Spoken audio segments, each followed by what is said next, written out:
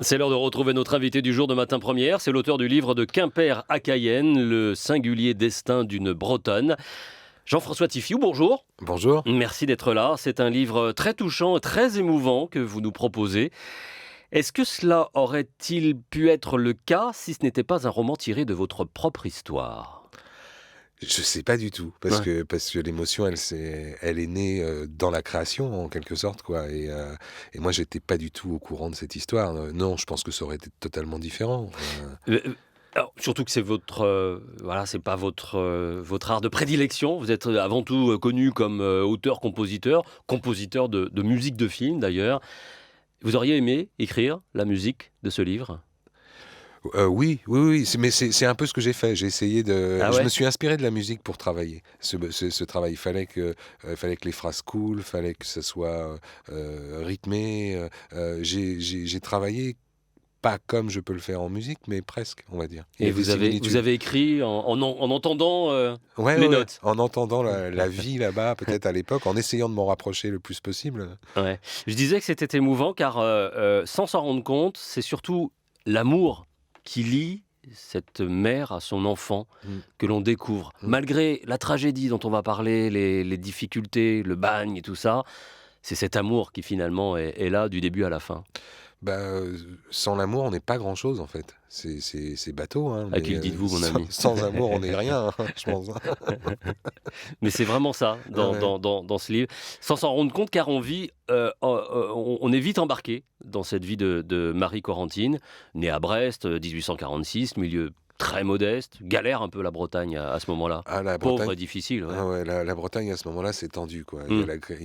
C'est le début de la révolution industrielle, quelques années après sa naissance, la crise du mildiou, ce qu'on appelle les populations de basse classe à l'époque, se retrouvent par moments à rien avoir à bouffer, carrément. C'est Mm. plus que la misère noire, quoi. C'est la Ouais. campagne, c'est difficile. Elle s'éduque elle-même, cette Marie Corentine, parce qu'elle est fille unique, elle est un peu aussi... Elle est intelligente, elle est débrouillarde, elle lit, elle essaye d'apprendre.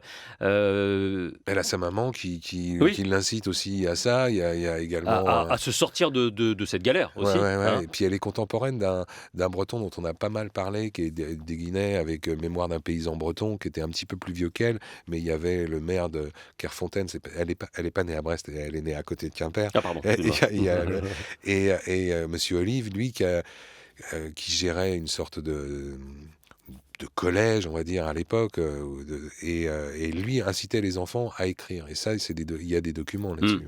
Ouais. Bon, c'est la Et à galère quand apprendre à lire. même. Son père qui boit, qui finit par mourir. Ouais. D'ailleurs, vous l'expédiez assez rapidement dans le livre. J'ai l'impression que vous avez hâte de passer à autre chose. Oui, il y a un moment donné, le moment où Jean-Pierre décède, c'est quelques mois après le décès d'une petite fille qu'ils avaient Oui, eue, voilà. d'un deuxième enfant qu'ils Ouais. avaient eu. Donc là, on est dans une période noire. C'est sombre, Ouais, c'est c'est sombre. très sombre. C'est un livre qui est assez sombre quand même, hein. Mais c'est sombre et on se dit, mais quand est-ce qu'elle va sortir de là, quoi ?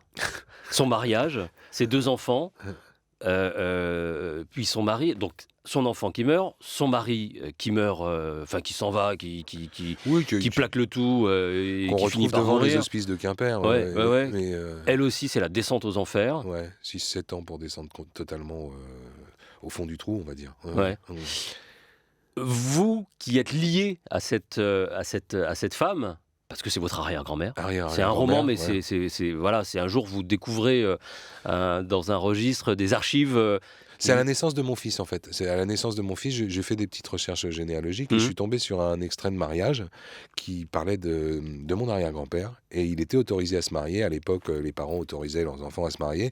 Et sa maman l'autorisait donc à se marier. Elle exerçait la profession de blanchisseuse à Saint-Laurent-du-Maroni. Et là, vous vous dites, qu'est-ce que ça ? Qu'est-ce que c'est que ça ? Qu'est-ce qui se passe ? Qu'est-ce que arrière-grand-mère fait là-bas, quoi ? Et personne n'avait jamais entendu parler de ça.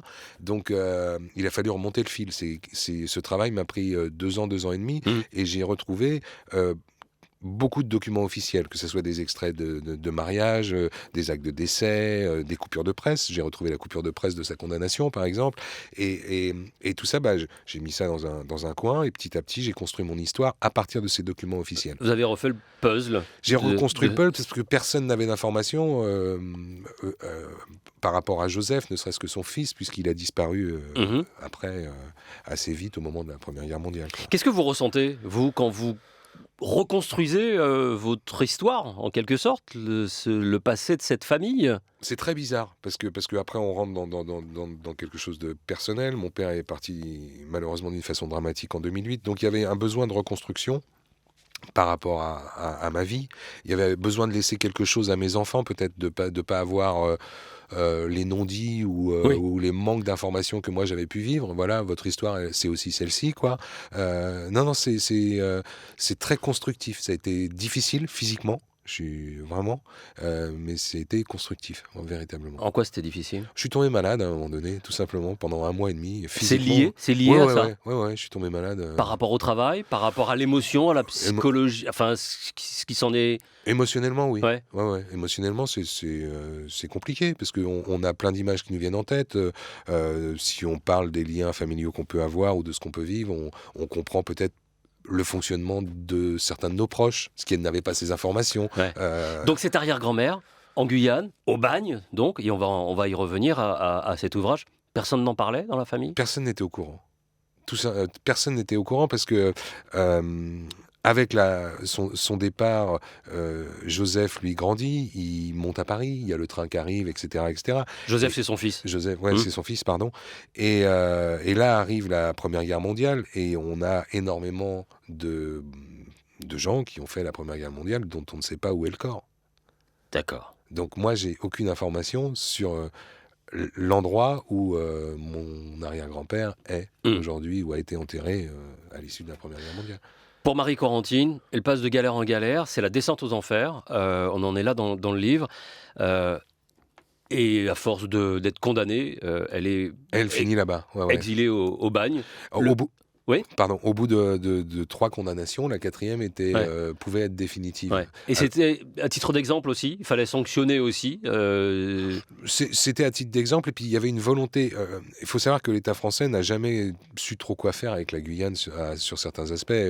Les premiers moments où ils ont essayé de coloniser le territoire, c'était au XVIIe siècle ou XVIIIe siècle, avec les 15 000 personnes qu'ils ont envoyées à Kourou, qui sont morts en pleine saison des pluies. Donc il y avait une volonté que ces femmes reléguées soient envoyées là-bas pour servir de compagnes à des bannières en fin de peine. C'était relancer un peu la démographie, on va dire. Voilà, essayer d'occuper le territoire. Alors on filait des petites concessions à droite et à gauche. Et puis on essayait de monter des couples comme ça. D'ailleurs, moi j'ai appris que très récemment, avant de lire votre ouvrage, qu'il y avait eu un bagne aussi pour les femmes. Je ne savais pas qu'en Guyane, et pourtant j'y ai passé des années.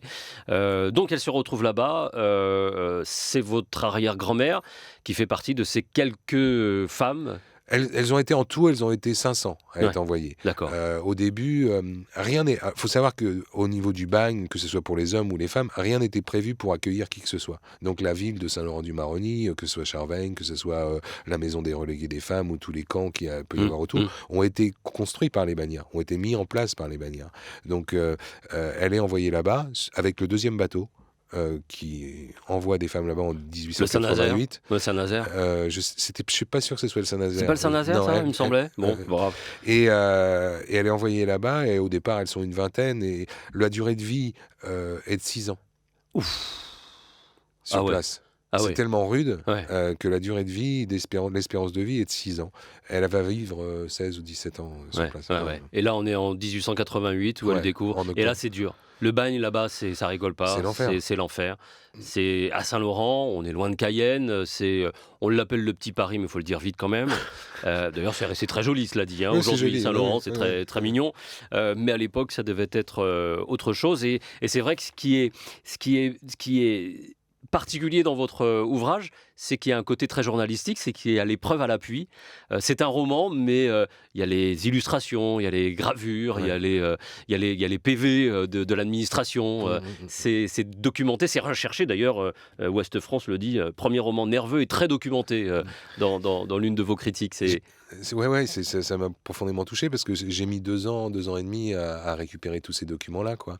Et c'était important pour moi, sur ce premier livre, qui est... j'ai gardé le nom des personnages. Je me suis permis de garder le nom des personnages réels. Donc il y a 70% de choses qui se sont vraiment passées et 30% de liaisons, de romans, parce que voilà, il faut raconter une histoire. Et pour ceux qui connaissent, ou pas d'ailleurs, la Guyane, ça, voilà, on y est, on est dedans. On découvre les tribus du fleuve, les Paramacas, les Galibis, toutes ces tribus existent, elles sont bien là. Là, c'est en y allant. C'est en allant sur place, c'est en faisant des recherches. C'est toujours le travail de recherche. Ouais. C'est toujours ça. Et là, je suis allé sur place au mois de novembre. J'étais invité là-bas au Salon du Livre et, comme je vous le disais tout à l'heure, à faire une rencontre. En Guyane, ouais, à Saint-Laurent. Et c'est rigolo parce que je termine un 2e roman et du coup, il y a encore de la Guyane dans mon 2e roman. Et j'ai encore plus travaillé ça, les Galibis, toutes les tribus, tout ce genre de choses, quoi. Ouais. Mais j'y étais pas allé. Ouais. C'est vraiment un travail de recherche. Alors, vous disiez avoir gardé le nom des personnages réels. Marguerite, cette tenancière de bar, ancienne prostituée... personnage, quoi, ancienne descendante d'esclaves. Ouais, Marguerite, elle a existé, elle s'appelait pas forcément Marguerite. D'accord. C'est un chapitre, voilà, qui fait partie des 30%, mais elle a vraiment existé. Je me suis inspiré d'un personnage réel. Ouais. Il y a des vrais personnages. Et alors, page 135, je l'ai gardé, hier soir j'y pensais, je me refaisais un peu la lecture de votre livre en tête. Cette femme, parce que Marie Corentine, alors c'est l'alcool, ça a fait un peu de prostitution pour un moment. Ça, c'était. Il y a une scène assez horrible. Voilà, c'est pouilleux, c'est crado. Et à un moment, elle tombe d'affection avec un ancien bagnard qui, lui, n'a pas de thune de toute façon pour retourner en Hexagone. Et il y a une véritable affection. Et il y a un moment où il doit aller en forêt, où elle lui dit « André, fais attention à toi, ne traîne pas, j'ai besoin de toi. Tu me fais du bien, lui dit-elle. » Et lui, il n'espérait plus qu'une telle déclaration. Il l'embrasse longuement. C'est un passage, c'est en 2 lignes, mais quand on voit tout ce qu'elle a vécu, on se dit, il y a un cœur, quoi. Il reste toujours l'espoir. Il y a toujours, au fond de nous, si on n'a plus l'espoir quand on essaye de faire les choses ou de construire quelque chose, c'est un petit peu compliqué. Donc il reste toujours l'espoir. Ça me touche profondément parce que je m'étais pas attardé sur ce passage-là. Mais il est émouvant. Il est très émouvant. Et l'émotion, elle continue avec son fils, le fils avec lequel elle a gardé... C'est là tout l'espoir, d'ailleurs. C'est un jour de pouvoir retrouver son fils. C'est ce qui l'a fait durer peut-être plus longtemps que certaines. C'est-à-dire qu'au lieu elle fait 2 tentatives d'évasion. C'est pas vraiment des tentatives d'évasion. Elles prennent le bateau, elles vont sur Suriname. Ça va pas très loin. Mais c'est ce qui la maintient. C'est pour ça qu'elle va durer, elle va vivre beaucoup plus longtemps que certaines, quoi. Elle finit... sa vie en Guyane, plus bagnard, mais voilà. Et puis elle passe en relégation individuelle, c'est-à-dire qu'en relégation collective, elles étaient toutes ensemble, surveillées par les sœurs de Cluny, et en relégation individuelle, c'est beaucoup plus difficile, paradoxalement, parce qu'elles sont plus ou moins libres, mais elles doivent se débrouiller toutes seules pour trouver leur clientèle, ramener un petit peu de sous et bouffer, quoi. C'est magnifiquement bien écrit, on est dedans, on est sur des personnages, alors pour ceux qui connaissent la Guyane, c'est encore plus touchant. Et puis il y a, je vous le dis, en dehors de toute la galère, il y a une véritable histoire d'amour avec un être, d'amour avec son fils, et il faut lire la suite pour savoir un petit peu ce qui s'y passe. Alors c'est fait sur fond d'affaires Dreyfus aussi, parce qu'elle était contemporaine de ça, quoi. C'était aussi à ce moment-là. Qu'est-ce que vous avez découvert de la Guyane, du bagne de cette époque que vous ne connaissiez pas, j'imagine? La Guyane, déjà, en me rendant sur place, j'avais vraiment hâte d'y aller. J'ai trouvé que c'était bourré d'énergie. J'ai adoré. Et qu'on ne faisait pas assez de choses là-bas, quoi. Qu'il fallait culturellement bouger et tout ça. Et j'ai vraiment envie de développer des choses en Guyane par rapport à ce que je sais faire, quoi. Et j'ai adoré, voilà. C'est une région à part entière dont on parle finalement assez peu. Assez peu. Et... Là, il y a le carnaval qui se déroule quand même depuis un certain temps. Sur le journal de 20h, hier, c'est normal, on parle du carnaval brésilien et tout ça, mais il n'y a pas un 20h. Bon, merde, on est sur France Télévisions, mais il n'y a pas un 20h où on a parlé depuis 15 jours du carnaval en Guyane, qui est quand même aussi important, et chez nous aussi. Et aussi riche, et aussi intense, et aussi important, comme vous le dites. Ouais. Écoutez, vous allez rejoindre bon nombre de comités qui revendiquent ce genre d'action. Merci beaucoup en tout cas Jean-François Tifou, et je vous conseille ce livre de Quimper à Cayenne, Le singulier destin d'une Bretonne. Alors c'est vrai que Cayenne tout de suite ça nous a interpellés. Au fond de tout ça, il y a une vraie histoire. Merci à vous. Merci à vous. Et bon courage pour la suite alors. Merci beaucoup.